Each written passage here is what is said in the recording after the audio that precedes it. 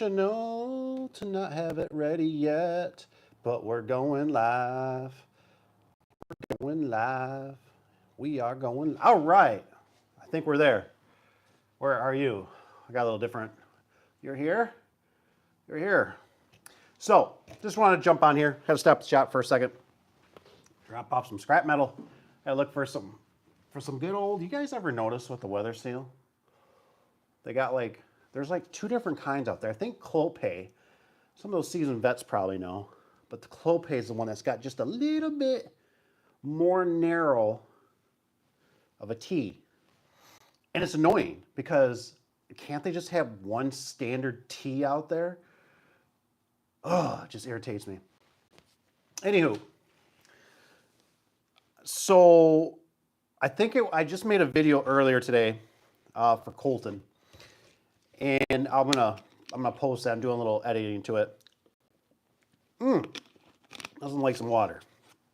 And anyways, I just wanted to jump on here. I was thinking, I was like, I'm gonna make a little video for the salesman.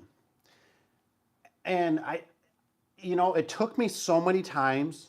This was quite a few years, and a lot of meetings with salespeople that it's like you finally come to the conclusion that you go, these people are out for themselves. Kind of understandable. They get a commission, the more they sell, they get kickbacks, maybe they get a bonus. Nothing wrong with that, not hating on them, but it's just one of those things that you start kind of learning. Service Spring, great customer service, I believe. They've had a little hiccup with the whole cough syndrome, like everyone. I think they're still a great company. But I remember, it's like they come by, I wouldn't say like too often, but often enough. And it's like, it's kind of one of those things where you start kind of getting, you're a seasoned vet a little bit. And you're kind of like, I don't need to meet with you and see the new catalog. And I don't need to, see the new contraptions out there. If you guys jump in here too, always give me a thumbs up. Let me know audio's good. But also, let me just check this, make sure it's still moving. But, I still resonate with this one guy that was a Genie rep. Good dude. I think, he was trying. He was trying for his family. Nothing wrong with that.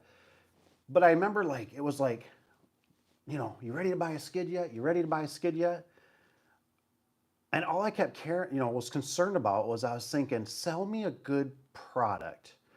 Sell me something that's easy for my guys to install, that makes sense, has common sense, and make sure it's reliable, it's trustworthy, it's not going to fail. Can you provide me with that?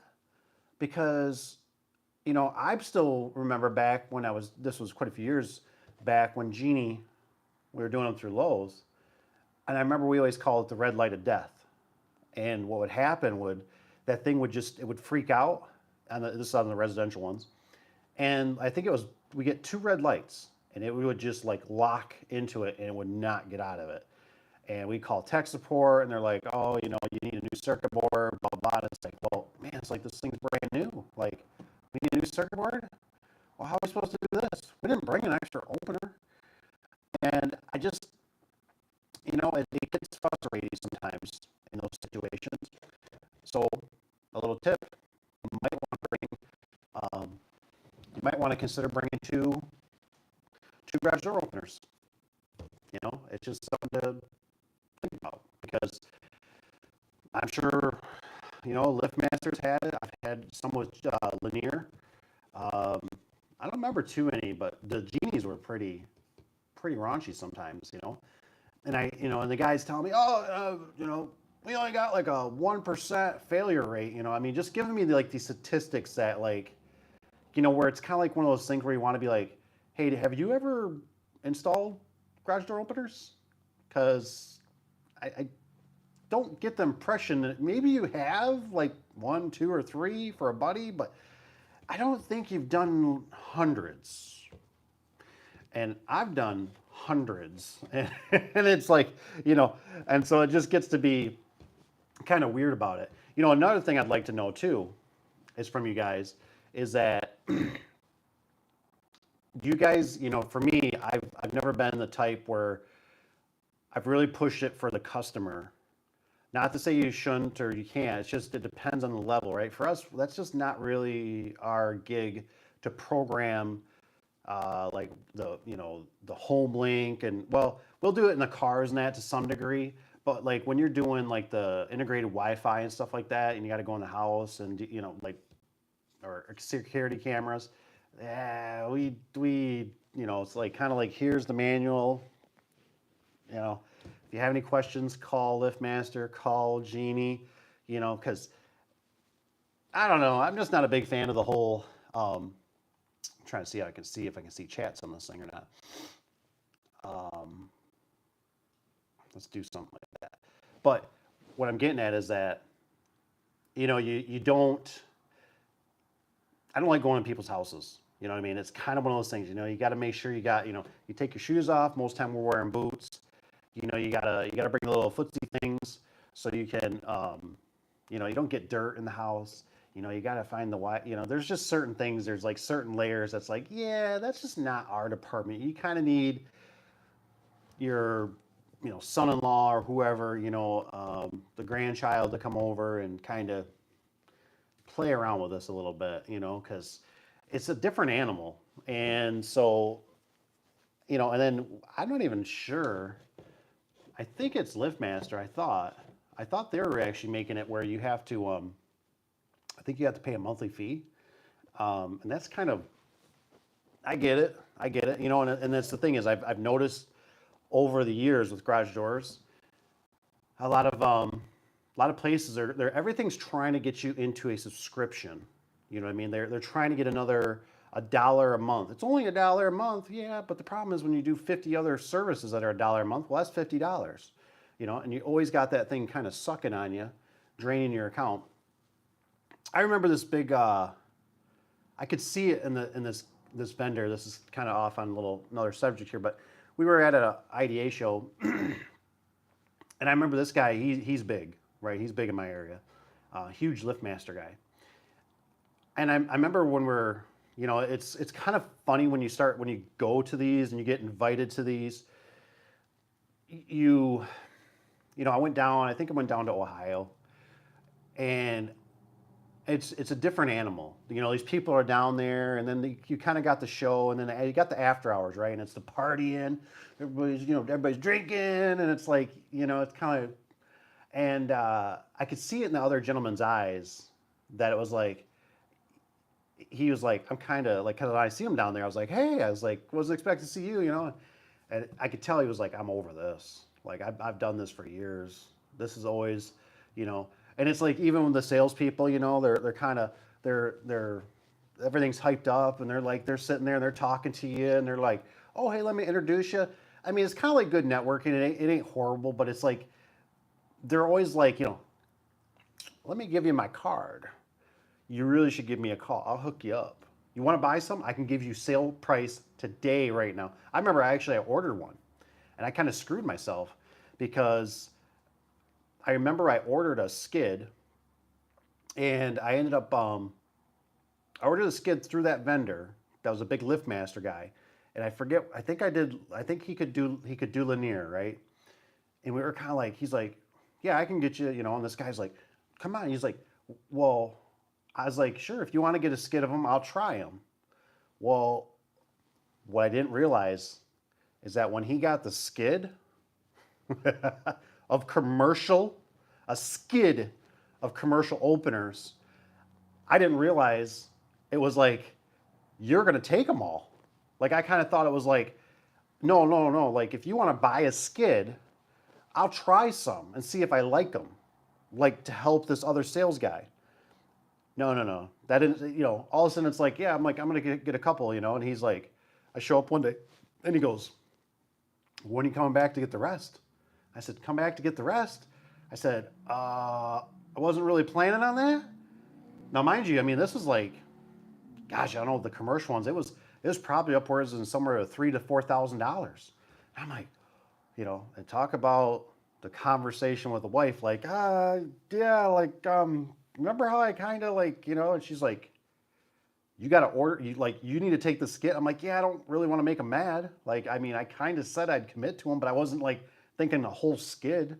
And it was like, man, I was like, that stinking salesperson got me.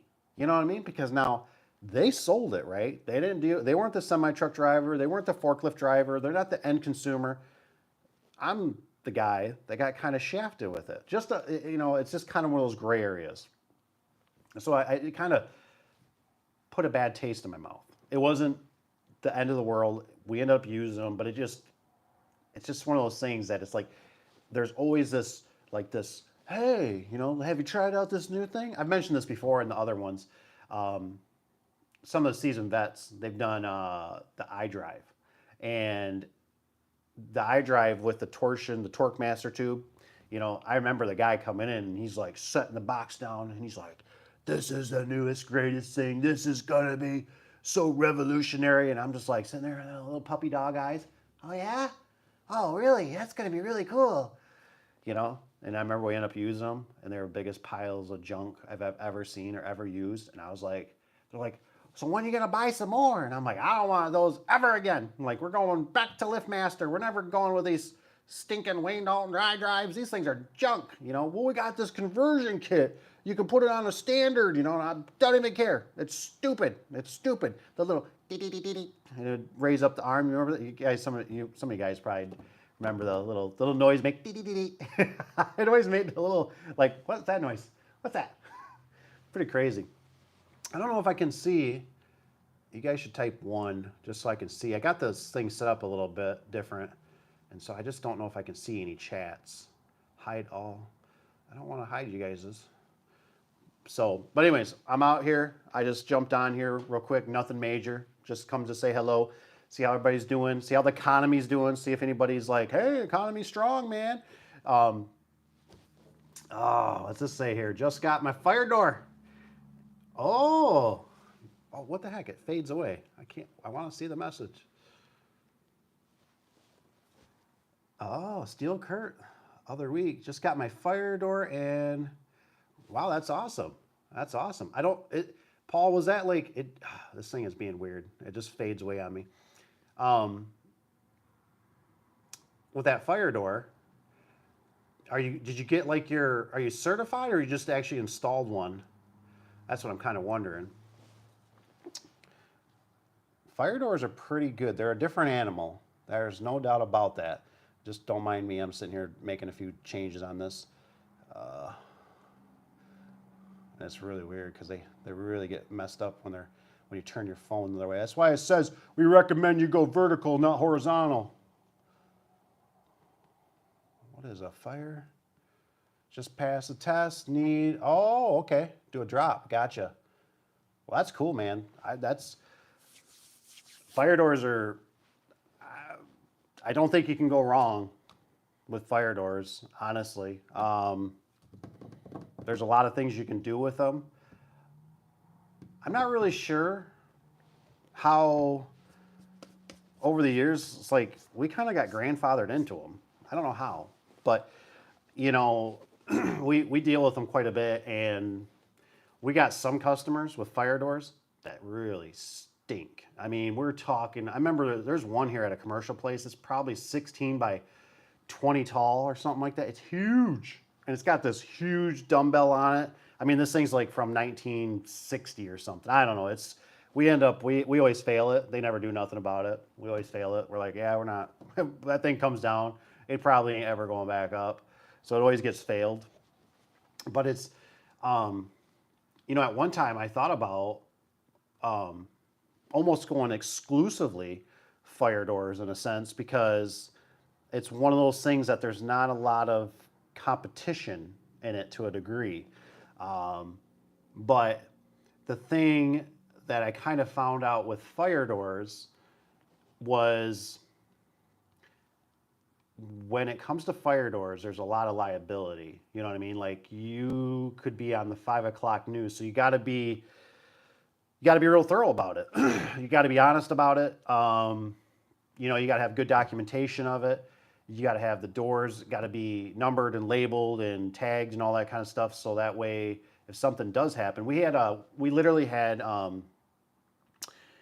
commercial customer here in town, and I mean, I kind of peed myself a little bit because I remember I was hearing the guy was just there, right? The guy, one of the technicians, and he showed me the door opener, and it's an explosion proof opener. It's been there for quite a few years.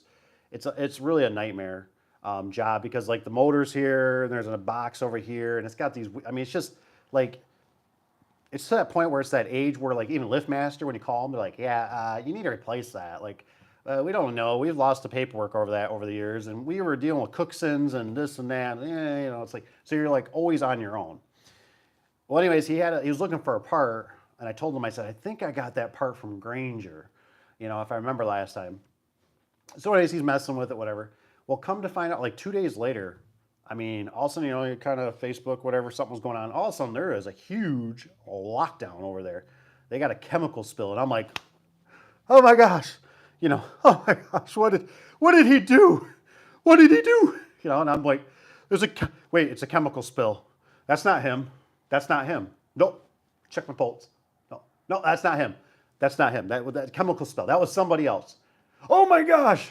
Hopefully he didn't do nothing. Hopefully the place don't blow the roof off the place because that opener, even though it's supposed to be everything should be good, but things happen. And so it's like sometimes with the commercials and stuff like that and those fire doors and that, we've had one we just got not too long ago from, what was it, Wayne Dalton? And that thing was a kind of a poopy poop. It was a bad design. They normally make pretty good fire doors. And this one, they re-engineered it, I think because it was like a low headroom situation. And on some past videos, actually, I took it out in the yard here. I had to make the darn thing run because it was like, he's like, here, read the instructions. And I'm like, I've read the instructions like 5 times. It doesn't make no sense to me. So we're sitting there rolling the barrel up. We trip it, you know, and it was like, I have to watch this thing to make this thing work. And we finally got it, but it was like, dude, next time get a shop drawing. If it's going to be this, go to a different vendor. This one's ridiculous. Well, this is kind of a bummer. I wish I could see the comments more accessible because when I do pop up, no, I don't want to put nobody in timeout. It's kind of a bummer. Unfortunately, I can't see I'll have to see them afterwards. So I'll have to reset up the live stream differently. I see why they say, because unfortunately, when I look at your chats right now, it looks like Chinese because they're like stacked on top of each other. And so they're a real pain in the butt, which is a real bummer because I was hoping to interact with you guys tonight. But you guys can always, like I said, you can always hit me up on the email. You know, if you got any good questions or anything about garage door, anything, you can talk to me, whatever. You can tell me what kind of car you're buying. I don't really care. I'll try to point you in the right direction. I want you to succeed. I want you to do better than me. I want you to be smarter, faster, and jump higher. That's what I want. So yeah, but you know, these salespeople, you know, I kind of see it now through, what do they call it? Like a third person now. You know, when I see, you know, the guy that runs the shop, you know, and he's telling me, oh, you know, got a meeting and stuff, and you know, I look at a lot of that stuff now, and it's like, you know, it's like a lot of times these guys, they can't change anything, and which is sad. I mean, I know they go back, they'll say, well, I'll say something. They sometimes can tweak stuff a little bit, like maybe with your orders and stuff, you know, like they'll get it. So like you say, hey, I always want struts on every section. Okay, we got that noted on your paperwork now. Or, you know, hey, we want rollers, nylon rollers with all his residential doors. That's what he wants. That's what this customer likes. So there is ways they can tweak it. But it's like when it comes to the quality, I mean, like I think about like Wayne Dalton with those doors that are all sandwiched together, and like if you get like a 10x8 or something like that, and they're all in one bundle, and there's like sandpaper between them, and it wears off the paint. And I'm like, I've been dealing with this for 10 years. Why do they not change this? How do they not get somebody that's kicking these back, or they get phone calls? And it's like they get so big sometimes, they just kind of like, we don't care. We'll just send some more out, and they'll figure it out. And then you get somebody like me that's like, I'm tearing the things apart, looking at them going, yeah, there's still more, looks like sandpaper on top of them. So, well, guess I better get the spray paint out and fix this myself. So I was thinking too on that fire door. Here's a little secret. Might help somebody. I remember we did one. It was a chemical place, nasty place. It's always you always either you come out like what do we always say? You come out like a Smurf. You come out either red, yellow. I think it was red, yellow, blue is what they make. Pigments, nasty place. And anyways, we had a roll up door there. This I can't say for sure. I think it was a fire door. It was a small door, a little door. Like I mean, just enough for a forklift to go out. And I remember somebody hit it, so the slats were all busted up. And this, I guess this really goes to rolling steel.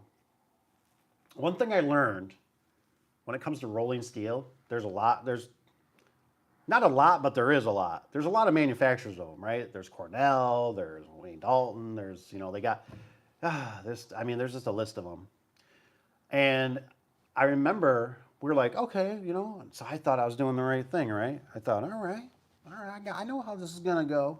We're going to have a million questions. So I remember I took a chunk out of the curtain, right? I sawed into it with a sawzall.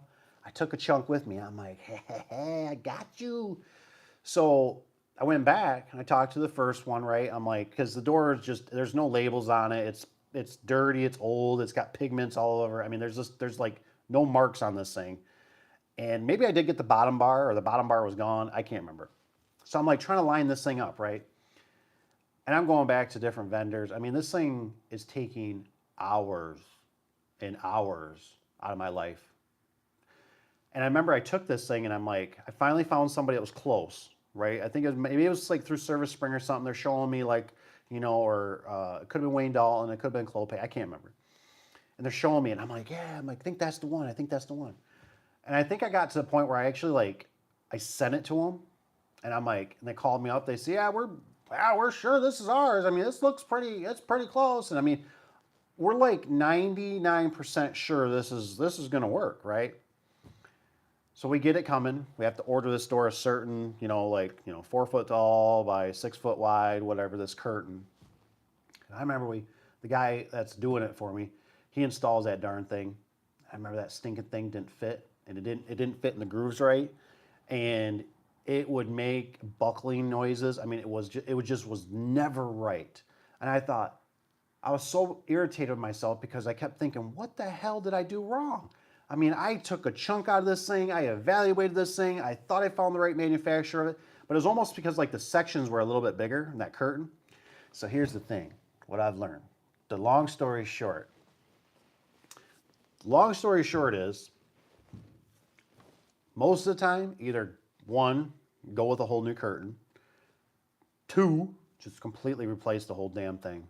Just don't even mess with it. Don't even give them the opportunity to say, if you want me to fix it, I got to replace the whole thing.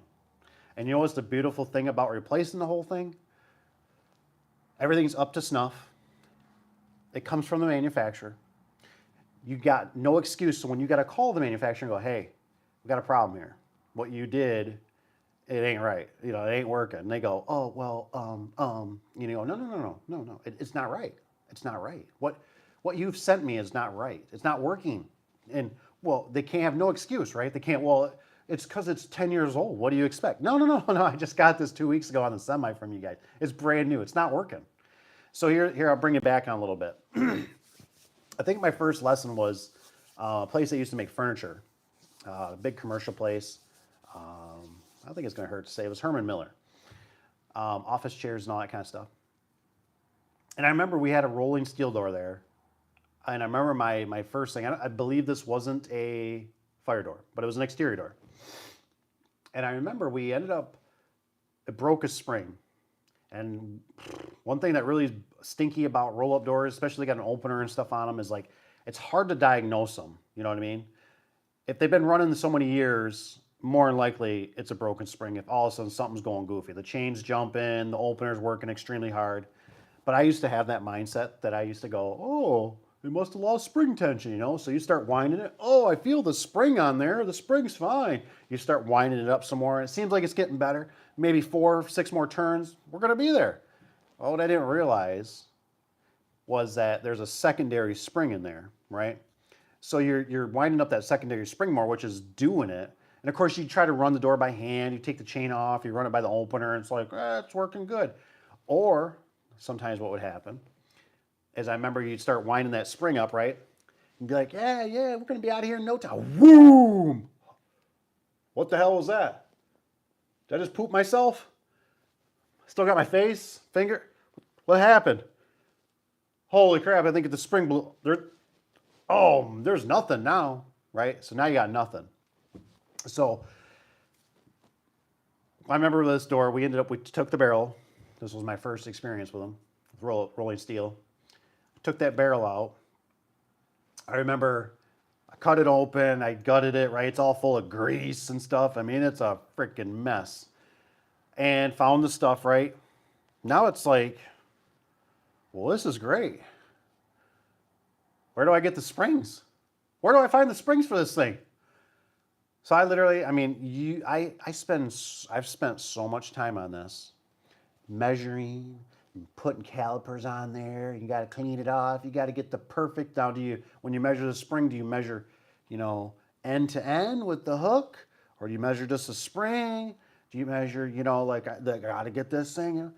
Anyways, I did all that work, right? I put all this thing back together. You got to weld. So that's a whole new animal, right? You got to be able to weld. You got to be able to go into concrete. I mean, it's just like you got to go into, 3-inch thick drywall in some places with nothing behind it. You got to through bolt through the whole wall on some of the fire doors. And I remember, so I took that thing apart. I put it all back together. And obviously I didn't notice it, but we put this thing back together. We got to get a forklift. And, I remember it was like, we didn't really know the weight of what we were dealing with. I think we ended up taking it on the ground, rolled everything up, and we're going to hang it again. We're like lifting that thing up, right? And it's like, hey man, keep that curtain close to the wall in case that forklift tips. You know what I mean? Because we're like, we don't know what the capacity of this, we don't know what the weight of this curtain is. And I remember we get it up there, we get it running right. We're like, yeah, it's working pretty good. We bring the curtain down. The curtain's got it's got some holes in it. The curtain's got some bent slats in it. It's like, oh man, this don't look good. So I went back to the drawing board, right? I'm like, all right, well, we got to get these slats replaced because I didn't realize when the door exploded or whatever that some slats got busted up or whatever. And I remember I'm getting these prices on these slats. Now, mind you, it's that whole thing again. I got to go to like a different vendor, and they're like, who are you? And I'm like, I'm Dave with Affordable Door and Gate. I'm the king. And they're like, you're nobody. We don't even know who you are. You're not even in our service. Like, you're going to have to call this person. Oh, okay. Thanks. I call somebody, and I'm like, hey, can I? And they're like, we're pretty busy. We're a pretty industrial place. I guess send me some pictures. I might get to you in 2 weeks. 2 weeks. It's like every day you're like calling. Hey, can you look at my pictures? So anyways, I long story short, right? I'm talking to the person I get the springs from. I think I went through Wayne Dalton. And I remember I'm like, give me a price. Would you just give me a price on a whole new door? And it was like, the secretary's like, not a problem. She looks it up. She's like, yeah, it'd be this price. And I'm like, this price? I'm like, looking at the math, right? I'm sitting here, I got my paperwork, I'm going, so I got this much into this door with springs from Service Spring, all this time, everything, and I'm going, or for $600, I can have a whole new damn door. Only for $600? And I got hours, and I've lost sleep. And I had to send stuff in, and I had to talk to people I don't really like, and they're mean and they're rude. For $600, I could have a whole new damn new door, and I wouldn't have had to spend the weekend with a forklift and grease up my arms. Are you serious? Oh, hell no. Hell no. So I ended up deciding, learning pains. I told myself from that time on, I went, I will never replace another broken spring on a commercial door. I'm just replacing the whole damn thing. Now, fast forward some years, right? We get this one customer. You've probably seen their bowling balls. It's Brunswick. Bowling balls. It's a company that makes them here, locally. Hoorah. Good old Brunswick. Got a huge door. I mean, this building was like, some of these buildings around here, I swear were built for like World War III, World War II. We're not three yet. World War II. And it's like, you go into these places, and I mean, big industrial blowers. I mean, this thing has a bays, let's say, for semi-trucks, like a full semi-truck to back in there and close the door. It's like, who the hell does this? Like, they're letting the whole semi-truck back in here so they can shut the door and heat this puppy up? Like, boy, these guys had some money. They're spoiled. But anyways, these doors, I believe there were 23 roughly wide for width, and they were basically 14 for height, because I know semis just fit, it seemed like. So, of course, what happens? These doors are kind of beat up, they're rough, they're rolling steel. And I'm like, and we were starting to slowly work them out. And we were putting sectional doors in, which was already a monster of itself. And so I remember we ended up, that spring broke. And that customer convinced me. He's like, can you please just fix it right now? We're not this year, we're not planning on replacing it. And I'm like, oh, are you kidding me? Are you kidding me? So I literally, remember I took this one apart, and the door was it was dying. I mean, it's old. It's from the 50s or whatever. It's old. I mean, you got holes in it. Birds can fly in and out. And I remember we ended up, I did that damn torsion tube, whatever, the spring, the tube. Getting that thing down. We had 2 forklifts. I remember I had to throw it in our longest trailer I had, 20, I think it's around 20 foot, stuff's hanging out the back. I took it home. It was on the weekends or after hours. I'm gutting that darn thing, and I literally, it was so big and the springs were so heavy. I remember I had to get next to the trailer. Luckily, the trailer was kind of skinny.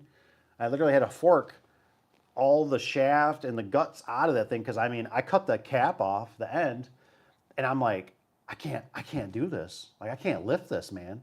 And just a monster of a tube.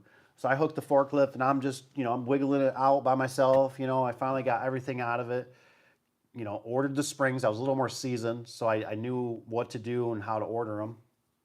Got them, stuck it all back together, installed that darn thing. I think it was almost like about a year or so later, we ended up replacing it. We tore it out, and I was kind of bummed. I was like, just a year ago. And I just told him, I was like, you know how much money we're going to put into this? And he was like, hey, I got a repair budget, but a replacement budget, that's just not in the books this year, And I'm like, you're killing me.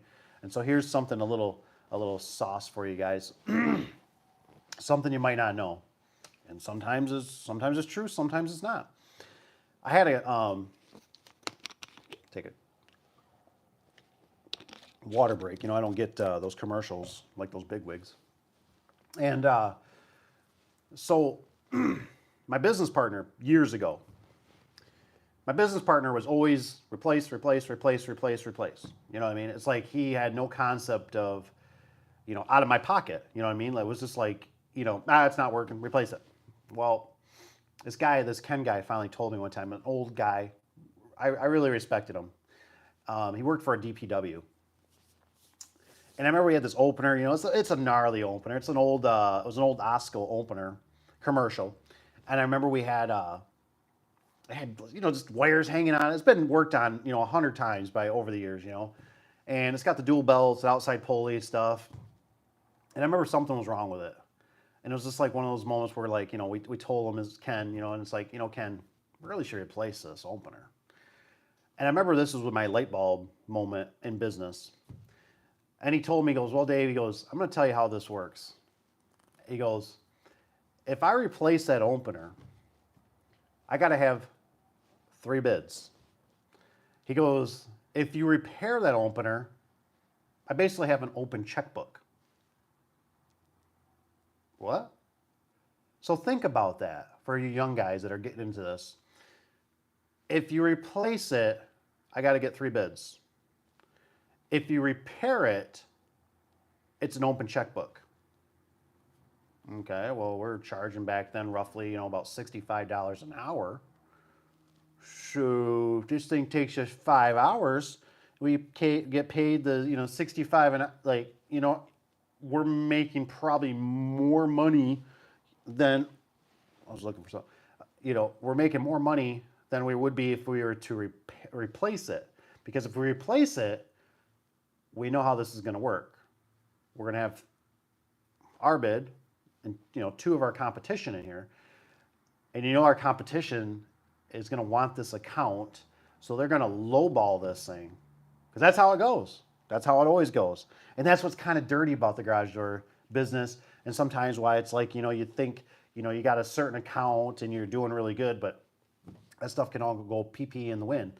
So we ended up repaired it, made a good chunk of money. But I just like to tell you guys that some of you guys I know that follow me, younger guys that are getting into the business, and these are things that just over the years, all it took was that one guy to tell me that, and it was like, oh, they get an unlimited repair budget to some degree, and I found some of these guys.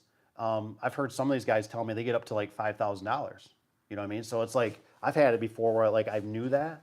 And so I'd go in there and I'd be like, we can still make money at like, $4,700. We'll start right. But at least if we go over that over that $5,000, he's going to have to get other bids, So just something to keep in the back of your mind sometimes, where I was kind of like with the business partner at the time, and I was like, hey man, just replace it.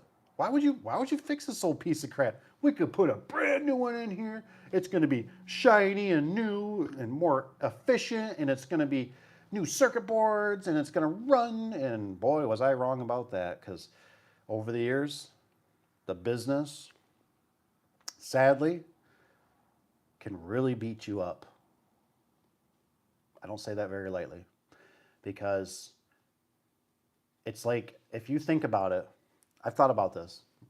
If you think about the cars, the manufacturer of cars, automobiles, my dad was big in automobile manufacturing. I was too at one time. I was a worker of it. When you think about it, and you think about where we're at still with cars, right? We're still at with cars. Like we can't make cars, that typically, run 300,000 or 500,000 miles. We got cars that'll spit out spark plug, Ford, one of them, certain years. We have, it's amazing to me that it's like, we have all this stuff, but yet, we got all this technology, but we don't take the new technology and then apply it and go, this isn't working, we got to go back to the drawing board. We just keep pushing on. It's like the bean counters, right? It's like, oh, this is the newest, greatest thing. This is the newest, greatest thing. You want this, take this, take this. Oh, this one's got a cell phone on it. This one's got Wi-Fi. This one's got whatever. It's got a camera on it. And you're like, I can see the comments for a second here. What'd I miss? Garage door service. What's up, man? Mr. SOS. Did 3 sections replace, trim, 12 clothes encounter with the fork. The fork kind, what's that mean? Yeah, you gotta be it's amazing what you can do when you got equipment.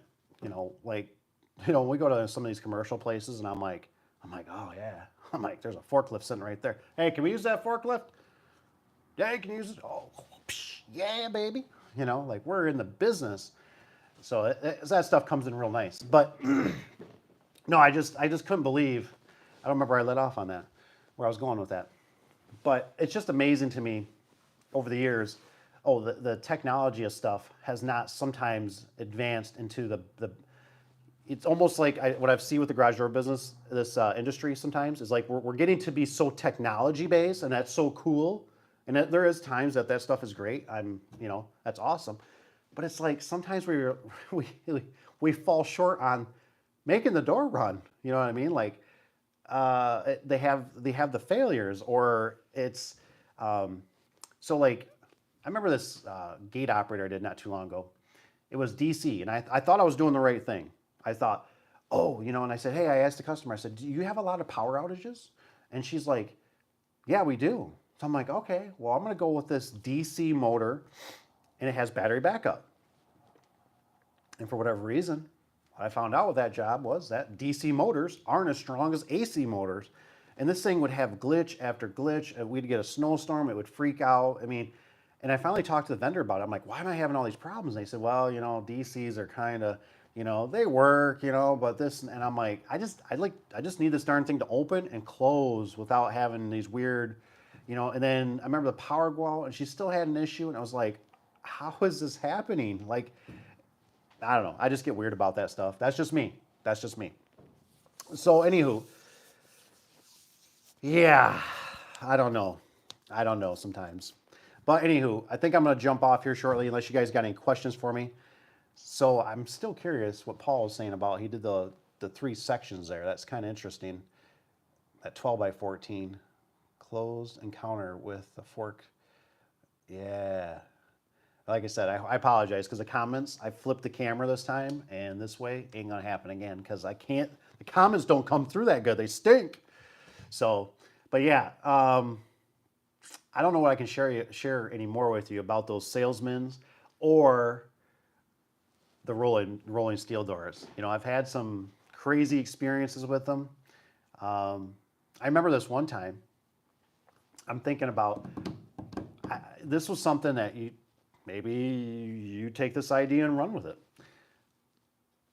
I can't remember if I shared this before, but it was with a mall job, and I remember we had somebody.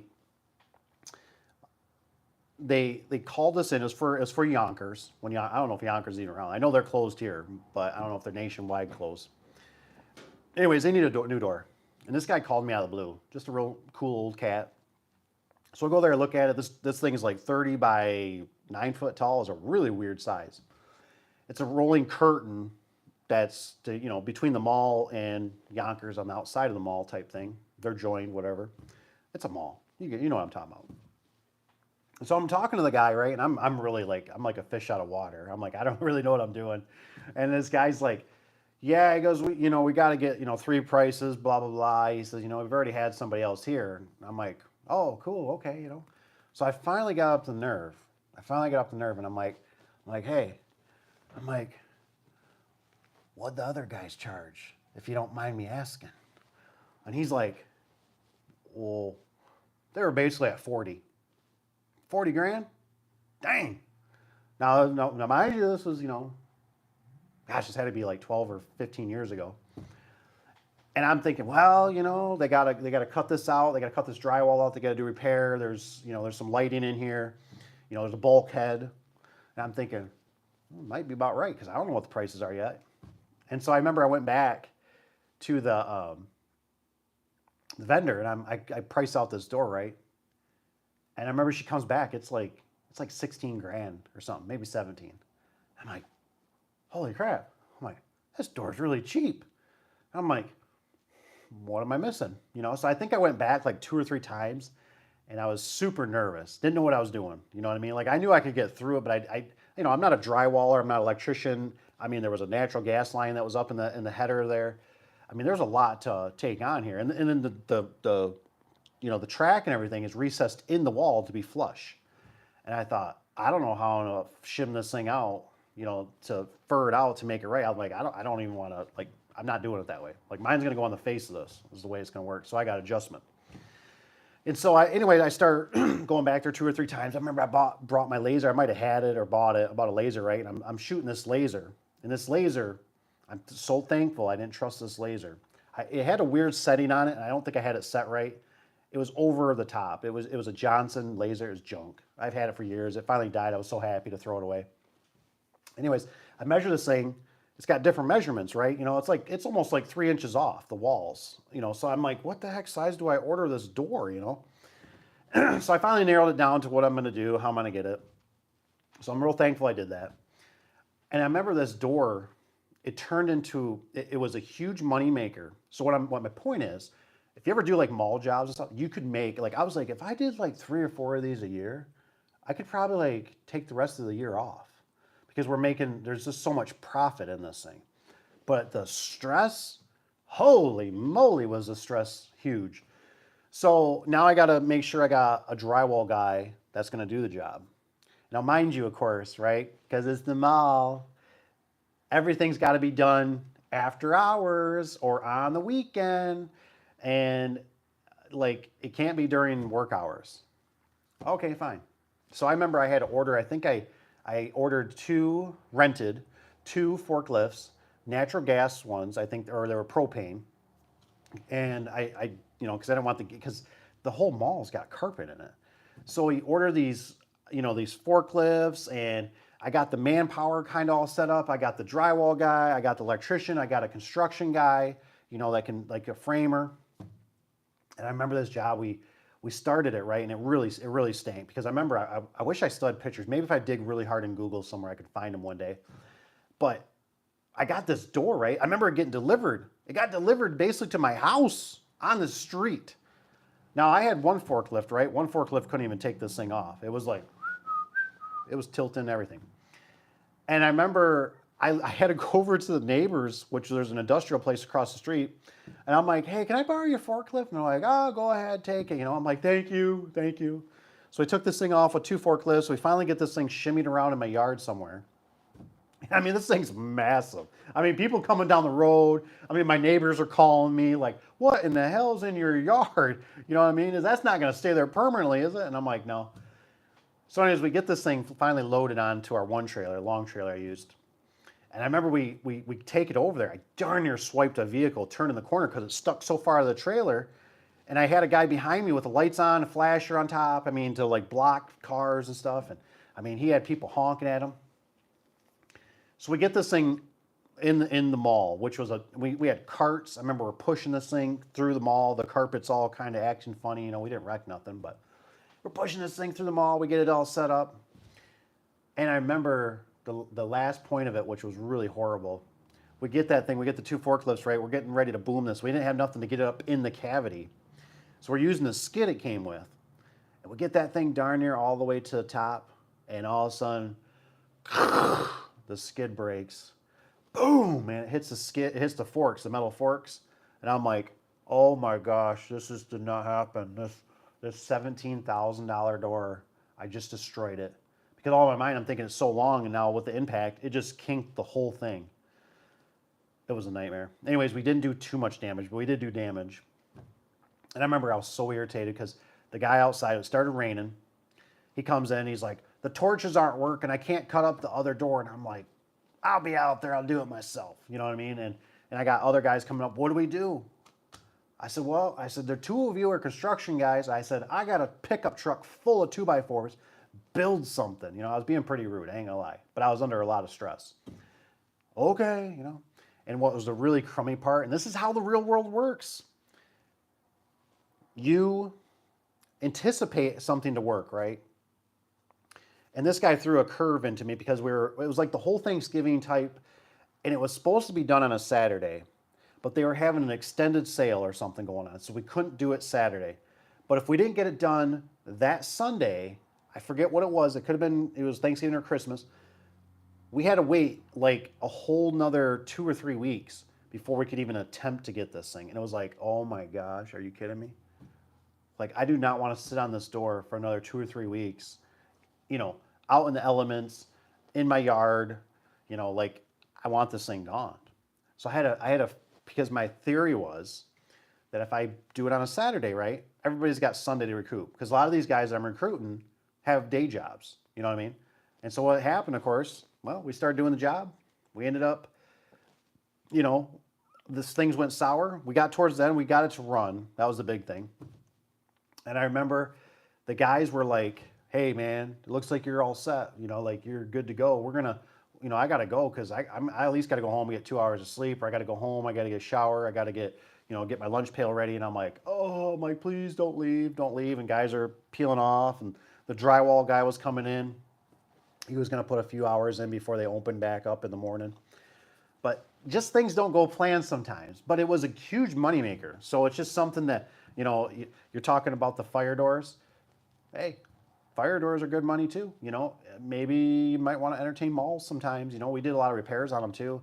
And sometimes they were a little goofy. They were slow, but sometimes they'd pay. I mean, it just depends. But I thought, man, I'm going to go around the country. I'm going to, do like 3 states.